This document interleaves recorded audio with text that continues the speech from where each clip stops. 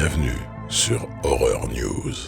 Salut à vous fans d'horreur, ici Marc pour Horror News Interview numéro 15. Pour cet épisode, j'ai eu la chance de rencontrer le réalisateur et acteur Stéphane Castan lors de la projection de son film Vincent doit mourir. Donc petit disclaimer, vous allez voir que le son est un petit peu différent de d'habitude, mais je l'ai enregistré donc dans le cinéma avant la projection. Bonne écoute. Alors, salut Stéphane et merci d'avoir accepté mon invitation. Merci de l'invitation. Alors, est-ce que tu pourrais te présenter pour nos auditeurs qui ne le connaîtraient pas ? Je suis Stéphane Castan, donc le réalisateur de Vincent doit mourir. Donc, qui va nous être projeté tout à l'heure, en l'occurrence. Quelles sont tes grandes influences ciné ? Elles sont vastes et multiples. J'ai une cinéphilie qui s'est faite à travers à la fois les vidéoclubs et la salle, ce qui fait que j'aime beaucoup de choses et je ne pose pas de hiérarchie. Je ne pense pas qu'il y ait des objets nobles et des objets impurs. Donc je vais autant aimer Bresson, Eustache, Chabrol que Peter Watkins ou Stuart Gordon ou Tony Scott. Tout va m'intéresser. Ça marche. Alors, est-ce que tu peux nous parler un petit peu de la genèse du projet Vincent doit mourir ? Alors, la genèse du projet, en fait, ça part d'une proposition des producteurs du film, Claire Bonnefoy et Thierry Lounas, qui m'ont proposé un scénario écrit par Mathieu Naert et qui avait été développé dans le cadre des résidences au film de genre que Capricci développe depuis maintenant un paquet d'années. Et ça, ce scénario-là avait été développé lors de leur toute première résidence, je crois, en 2017, si je ne dis pas de bêtises. Okay. Comme je suis un garçon bien éduqué, assez poli, donc, j'ai dit que j'allais le lire, mais plutôt dans l'idée de le refuser, parce que bon, je suis plutôt parti de l'école de j'écris ce que je suis, mais vice-versa. Quand j'ai lu le scénario de Mathieu, déjà il y avait des choses qui croisaient, moi, avec des choses qui m'intéressaient, dont j'avais envie de parler. Et puis j'aimais beaucoup le concept qu'il avait inventé de cette violence générée par le regard. Je trouvais que c'était une idée plus que maligne. Je la trouvais intelligente, cette idée-là, parce qu'à la fois je la trouvais simple, en même temps je la trouvais très concrète. C'est-à-dire que ça permettait de parler de ça sans psychologie, sans forcément y poser un déterminisme. Je trouvais que c'était une manière très cinématographique de parler de la violence.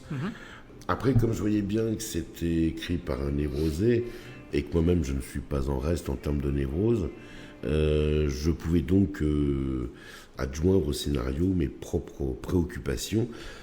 Donc j'ai fait appel à un autre névrosé qui est Dominique Baumard et où on a adapté, réécrit le scénario à partir de la matière de Mathieu, quoi. Bon, par exemple, dans le scénario original de Mathieu, il n'y avait que Vincent qui était en proie au phénomène. D'accord. Et il nous semblait que c'était intéressant d'ouvrir le phénomène. Donc ça fait les sentinelles, ça fait le chien. Tout à fait. Ouais. Et puis aussi d'y apporter une forme d'humour que j'affectionne, qui est un truc qui était déjà très présent dans mes courts-métrages, dont j'ai besoin, qui est une forme d'humour un peu vachard, on va dire, un peu absurde. Absurde, ouais. C'est ce que j'ai relevé quand j'ai vu le film, effectivement, ouais. Notamment, j'ai souvenir d'une scène dans le commissariat. Oui, voilà. oui. Ça c'est typiquement le genre de choses qu'on a pu... Il y avait une scène au commissariat, je ne crois pas que c'était avec ce personnage-là, mais c'était avec un autre, mais dans le scénario de Mathieu, il y avait déjà une scène au commissariat, mais le traitement par l'absurde, ça c'est une chose qu'on a développé avec Dominique, quoi. Puis avec les acteurs, bien sûr. Oui, ça on va en reparler un petit peu plus tard. Effectivement, la place de l'impro, en l'occurrence. Quel a été le déclencheur, en fait, qui t'a fait franchir le pas de la réalisation ? En fait, la question, ça devrait être plutôt pourquoi j'y suis pas allé plus tôt, parce que j'ai toujours voulu faire ça, écrire et réaliser. J'étais cinéphile très jeune, mais après, voilà, fallait bouffer. J'ai commencé à travailler très jeune. J'avais 20-21 ans. Donc il fallait que je fasse un métier pour bouffer, quoi, concrètement. Et en même temps, je voulais pas faire un métier où j'allais me faire chier. Donc j'ai fait l'acteur. Ouais. Donc j'ai passé des auditions Pour 2 spectacles à quelques mois d'intervalle. Bon, coup de cul, j'ai été pris aux 2. Donc, voilà, le temps que tu te fasses ton réseau, que tu travailles et tout. Ça fait que je me suis. Mais l'idée de réaliser ne m'avait pas lâché, mais je me suis mis à réaliser assez tard, finalement. J'avais 37-38 ballets quand je fais mon premier court-métrage. Donc, après, pendant 10 ans, je réalise des courts-métrages et je poursuis mon métier d'acteur. Et puis je fais d'autres choses parce que j'ai toujours aimé faire plein de trucs en même temps. Donc j'avais aussi des cours à la fac. Je faisais consultant pour les résidences d'écriture sur des scénarios. Et après, donc j'ai eu la proposition de Claire et Thierry pour Vincent doit mourir. Le monde est bien fait. C'est parfois. ça. Mais moi je crois beaucoup à ça. Je crois beaucoup plus qu'à des plans de carrière. Enfin, je pense qu'il y a des gens qui fonctionnent au plan de carrière, ça leur va bien. Moi je sais que je fonctionne beaucoup à la rencontre. Bien sûr. Et comment parfois des commandes font que finalement une commande est intéressante si tu arrives à en faire un objet personnel, quoi. C'est le cas en l'occurrence là. Et puis ça t'a amené beaucoup de rencontres en l'occurrence. Mais tout amène beaucoup de rencontres, toujours. Oui, ouais, c'est sûr. Est-ce que tu peux nous résumer un petit peu le film ? Alors l'histoire de Vincent doit mourir, donc il n'y a pas tromperie sur le titre, c'est l'histoire d'un personnage qui s'appelle Vincent, qui est graphiste dans une grande ville, Lyon en l'occurrence, qui est un personnage qui n'est ni sympathique ni antipathique, on pourrait dire quelqu'un content de lui. Ouais. Et qui du jour au lendemain est victime d'un phénomène bien curieux. Les gens le regardent et tout d'un coup quelque chose change sur leur visage. Tout à fait. Et tout d'un coup ils foncent sur lui pour lui péter la gueule. Au bout d'un moment il comprend que c'est plus que pour lui péter la gueule, c'est carrément pour le tuer, ce qui n'est pas sans poser problème dans sa vie quotidienne. Donc il finit par fuir, par quitter la ville, aller à la campagne, se confiner pour ainsi dire, en pensant que ça va aller mieux. Et ça va aller mieux, bien sûr ça va être pire, puisqu'en plus il va tomber amoureux de quelqu'un, Margot. Et bien sûr, ce n'est pas facile de vivre une histoire d'amour avec quelqu'un qui peut vous tuer à n'importe quel moment. Non, effectivement, il va falloir trouver des stratagèmes en l'occurrence. Mais ce n'est pas facile de vivre une histoire d'amour de toute façon. Tout court, voilà. Donc effectivement, là, c'est un premier film. T'as pas choisi la facilité parce que tu as travaillé en même temps avec des enfants et avec des chiens qui sont réputés être les deux types de publics avec lesquels c'est compliqué de collaborer. Non, mais de manière, on a fait un film qui était, ce que j'avais dit à l'équipe au préalable, on fait absolument tout ce qu'il ne faut pas faire pour un premier film. C'est qu'il y a beaucoup de personnages, il y a beaucoup de décors. Il y a donc effectivement, comme tu disais, il y a des chiens, il y a des enfants, mais il y a un bateau, il y a des combats, il y a des scènes avec les figurants.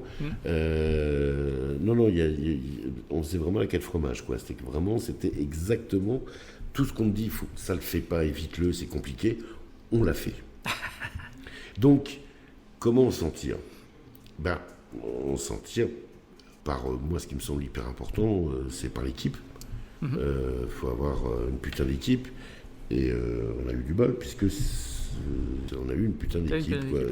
Moi, je tenais beaucoup, parce que c'est déjà comme ça que je bossais sur mes courts-métrages, mais à ce qu'on fasse un film de troupe. Alors, ça me vient sûrement du théâtre, mes longues années dans le théâtre public, mais moi, je crois beaucoup au travail collectif. Je n'aime pas du tout cette façon de faire, souvent propre au cinéma, d'être dans une chose très pyramidale et tout. Moi, je préfère que la parole se partage, qu'elle s'échange, que tout le monde donne son point de vue. Bon, il y a bien sûr à l'arrivée un connard, en l'occurrence moi, qui va prendre des décisions, mais j'aime bien que ça brasse, quoi. Ouais.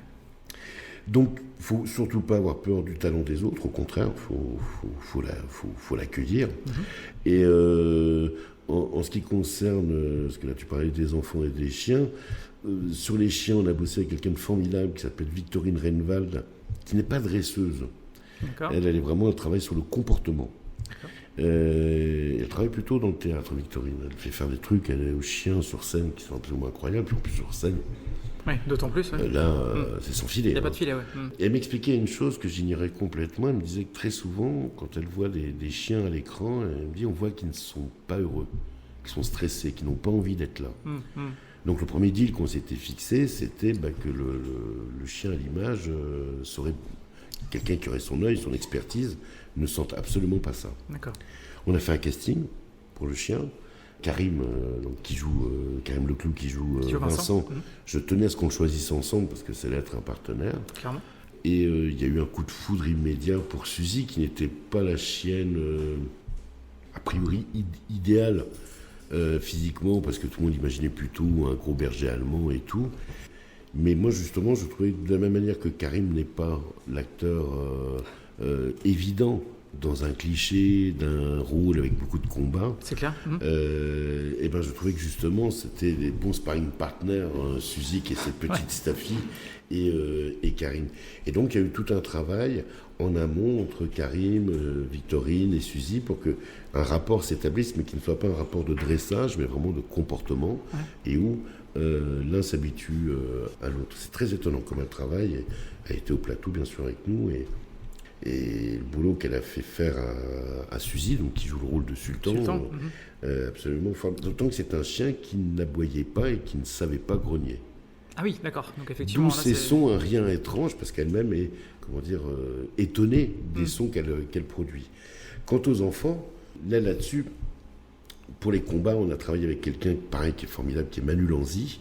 Manu, c'est quelqu'un qui s'occupe de beaucoup de combats au cinéma. Il a bossé sur Bac Nord, il a bossé avec Jackie Chan, il a bossé sur les films de Verhoeven. Enfin, monsieur qui a un bon CV. Ouais, on va dire, qui connaît son affaire. Et sur la question des enfants, on s'est dit, plutôt que de prendre des enfants acteurs, on va prendre des enfants qui font des combats. D'accord, ok. Donc, quand j'ai rencontré ces deux enfants avec leur père qui travaille aussi dans ce milieu-là, d'accord. Je me suis dit, c'est lui qui va jouer le père, comme ça il sera là, ça sera impeccable.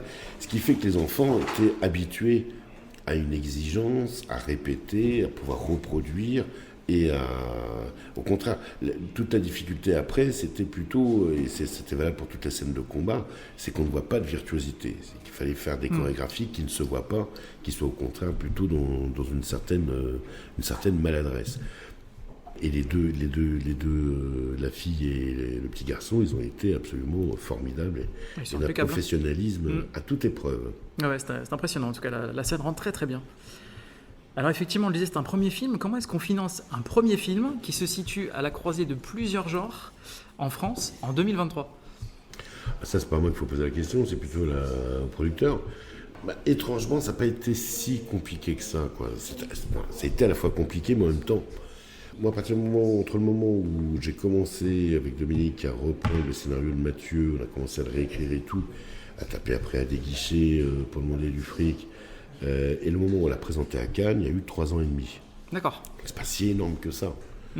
C'était compliqué au départ. Pas mal de gens le refusaient. Mais après, c'est toujours pareil. Quand on commence à avoir des partenaires qui rentrent et qui soutiennent le projet, ça permet une lecture différente pour les autres partenaires. Ça fait boule de neige. Nous, je sais qu'il y a eu la Fondation Gann qui a été assez importante, et Arte aussi. Arte aussi, d'accord. Quand Arte est rentré dans le jeu, je sais que par exemple, tout d'un coup, pour la commission de l'avance sur recette, j'ai bien vu que le projet n'était plus tout à fait lu de la même manière. D'accord. Alors effectivement, on le disait là, donc premier film, comment est-ce que tu as vécu la première du film du coup ? Enfin l'avant-première même, j'imagine. La première diffusion... à Cannes, tu veux dire ? Voilà, directement dans le cinéma, avec le public, avec voilà. Je sais pas comment tu le vis. Moi j'avais le Traxir, parce qu'il faut le présenter et tout. Évidemment. Je suis pas un traqueux, mais en revanche, en plus le film on l'avait montré à peu de personnes, donc tu te demandes comment ça va être reçu et tout. Après, déjà on était pris à Cannes, donc si tu veux, déjà il y avait ça quand même. Et ça rajoute une couche. Oui, ça rajoute une couche c'est joyeux quand même, tu vois. Ah oui, c'est clair.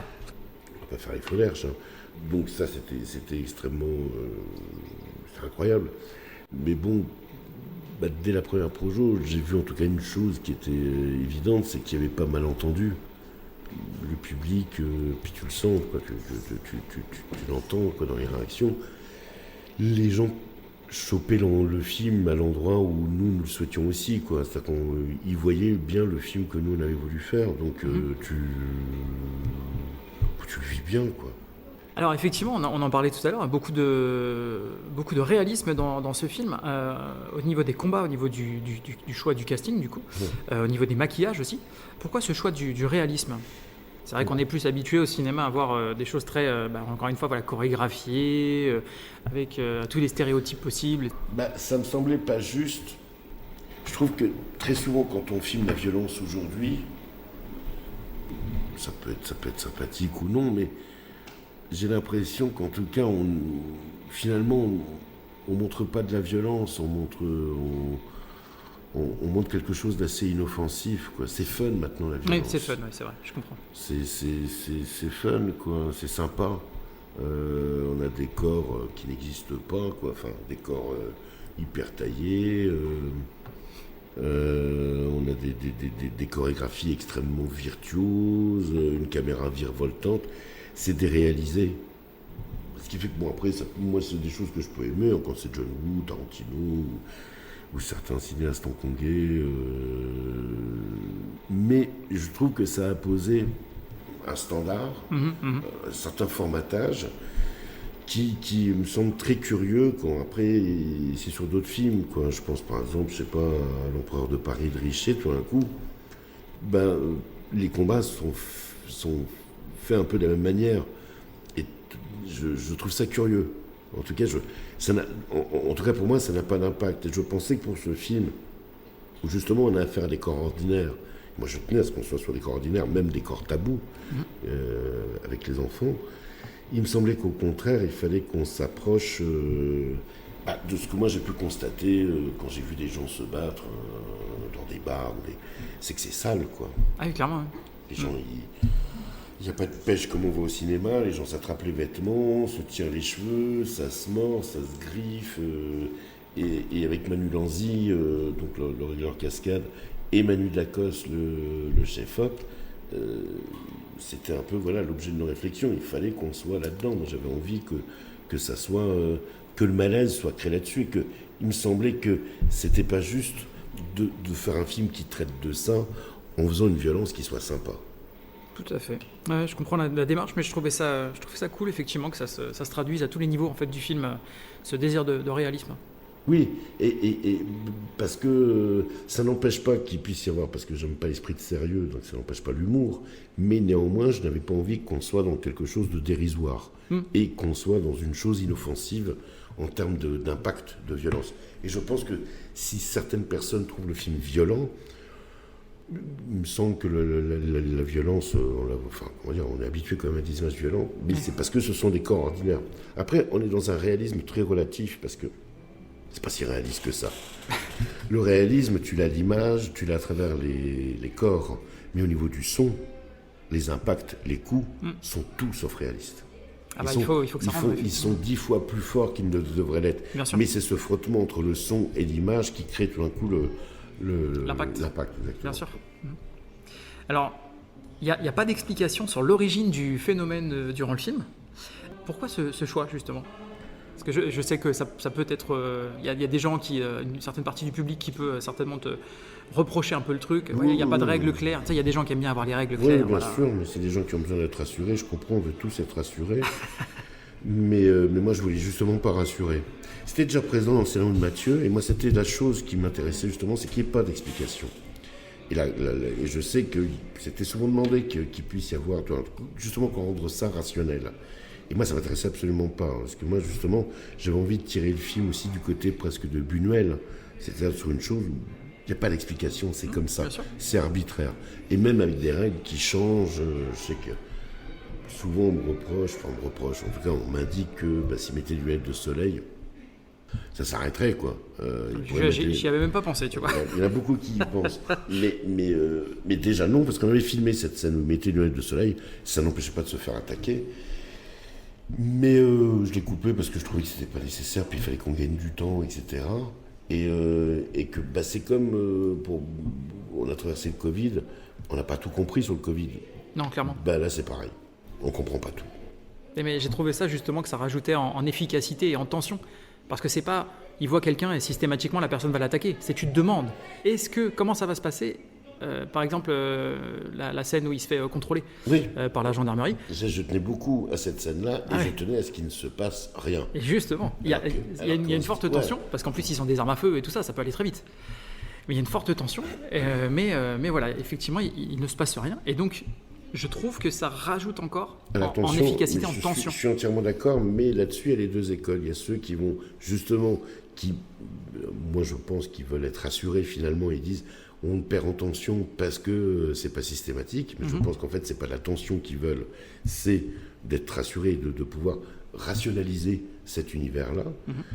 Et l'autre école à laquelle j'appartiendrai a priori plus, qui aime bien ce jeu-là, justement, non, on ne sait pas comment ça marche, quoi.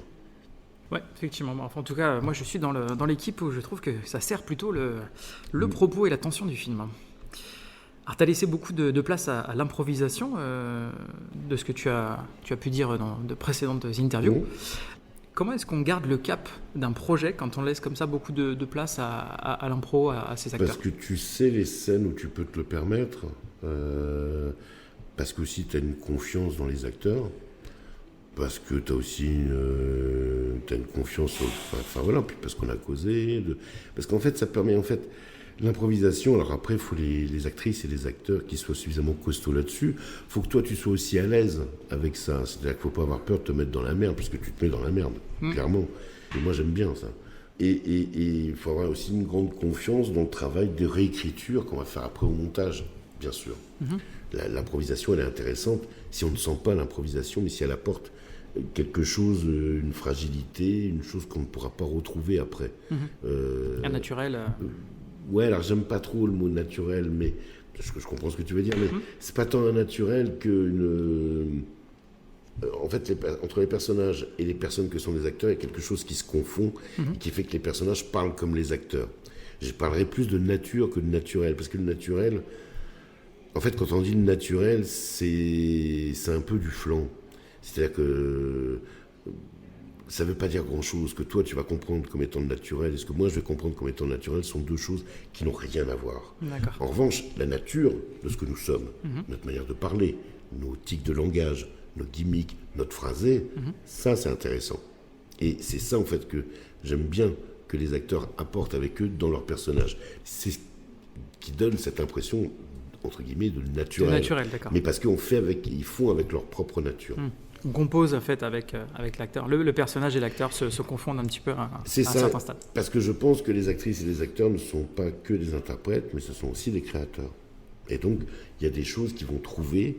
C'est pour ça que moi j'insiste davantage sur la situation, davantage que sur la ligne de dialogue. Il y a des choses qu'ils vont trouver, qu'ils vont inventer, qui vont être des moments magiques. Et on peut capter.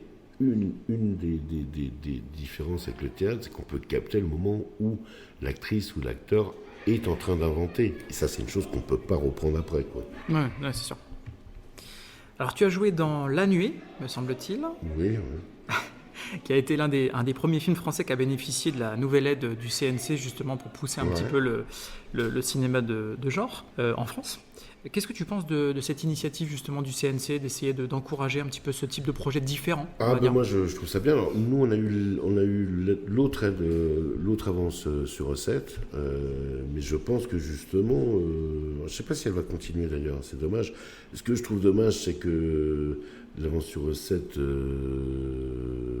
film de genre est devenu pour des comédies musicales ou pour des... c'est encore pourquoi pas, mais après ça a été sur des comédies romantiques.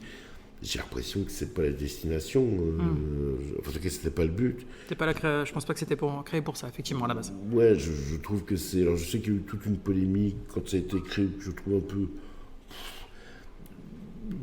Il y avait une polémique en disant que ça enfermait le genre dans une niche. Enfin, le genre est déjà dans une niche. Donc, oui, il n'a pas besoin de ça, oui. Donc, le fait au moins d'avoir l'assurance que 3 films de genre par an, parce que c'était ça l'idée, soient aidés, je pense que et ça reste une bonne chose, et je pense qu'en plus ça peut favoriser, j'en suis la preuve, l'avance classique à aider des projets de ce type. Ça crée une dynamique. Et je pense que je pense que c'est tout ce qui peut de toute façon aider la production d'un cinéma qui ne soit pas dans les canons classiques, qui peut de la proposition française, narration, tout est bon à prendre. Ça marche. Alors j'ai vu qu'il y avait plusieurs références au travail de John Carpenter dans le film, que ce soit dans certaines scènes ou à travers, personnellement en tout cas, j'ai trouvé que le thème musical principal me faisait penser moi à du Carpenter et apportait justement cette tension. Qu'est-ce que représente John Carpenter pour toi ? C'est un réal que je trouve Moi, c'est un réal qui était important quand j'étais ado, mais au même titre que d'autres, au même titre que Bresson. Donc, c'est encore une fois, je trouve que c'est un réal. Moi, dont j'aime le boulot, dont j'aime l'œuvre, parce que il fait un cinéma il pratique un cinéma de mouvement, pas un cinéma d'intention. C'est un des rares à avoir finalement marché dans les traces de Hawks. Oui, qui est son modèle, hein, Oui. absolu. Et il n'y en a pas beaucoup qui se revendiquent de Hawks. Et Hawks, c'est formidable. Enfin, et je pense que c'est un cinéma justement où il n'y a pas de psychologie. C'est un cinéma qui est, pour ça que je parle de cinéma de mouvement. C'est un cinéma où on est tout de suite dans l'action. On ne va pas passer des heures et des heures à faire de l'exposition, à parler de déterminismes sociaux. On découvre la nature sociale à travers les actes des personnages. Et je trouve que c'est infiniment plus politique, finalement, comme manière de faire, que de passer une demi-heure à montrer dans quel milieu social ça se situe, qu'on ait une sorte de fiche de poste du personnage avant de le voir rentrer en action. C'est vrai que c'est un des gros points forts, je trouve, chez lui, c'est qu'au détour d'une petite scène, d'une petite action, d'un tout petit dialogue, en fait, tu comprends. Exactement. Voilà. Et c'est la force du voilà. truc. Ouais. C'est qu'en fait, c'est un cinéma, moi, c'est un cinéma, enfin, en tout cas, avec lequel je me sens en complicité, en familiarité, parce que c'est un cinéma qui n'est pas sur la question du pourquoi, mais du comment. Et je trouve que le comment est une question très cinématographique. Alors, est-ce que tu aurais un conseil pour quelqu'un qui voudrait devenir réalisateur ? De ne pas écouter de conseils, déjà, puis de faire. En fait, la vraie question que doit se poser toute personne, je pense, qui est agitée par le cinéma, c'est est-ce que cette personne veut être ou est-ce que cette personne veut faire. Je vois ce que tu veux dire. C'est deux choses possiblement différentes. Moi, je serais tenté de dire à cette personne de ne pas écouter justement les conseils, de faire des choses, de se mettre les mains dans le cambouis pour voir. Parce qu'on est étonné quand on fait, ça n'est pas forcément. Enfin, je veux dire, la pire des choses, c'est de rêver. Et le cinéma, je pense, c'est un art qui se fabrique avec le réel. Donc, il faut se coltiner avec ce réel, avec nos moyens et avec même la faiblesse de nos moyens. Je parle déjà de moyens techniques. Oui, bien sûr. Alors après, c'est les petites recos. Est-ce que tu aurais un film comme ça ou une série de genre qui t'a mis un peu une claque dernièrement ? Le règne animal, de Thomas ouais. Caillet, j'ai trouvé que c'était un film extrêmement gracieux et puissant.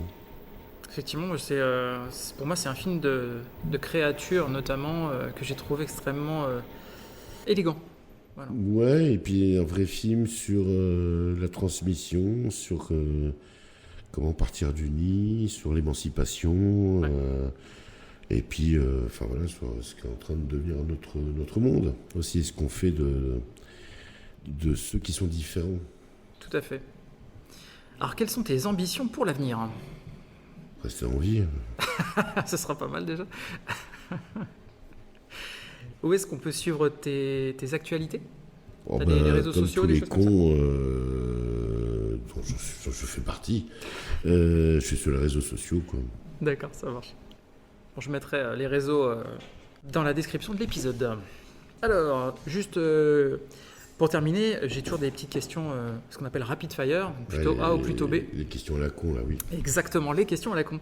Donc, plutôt série ou plutôt film ? Film. Plutôt VO ou VF ? VO.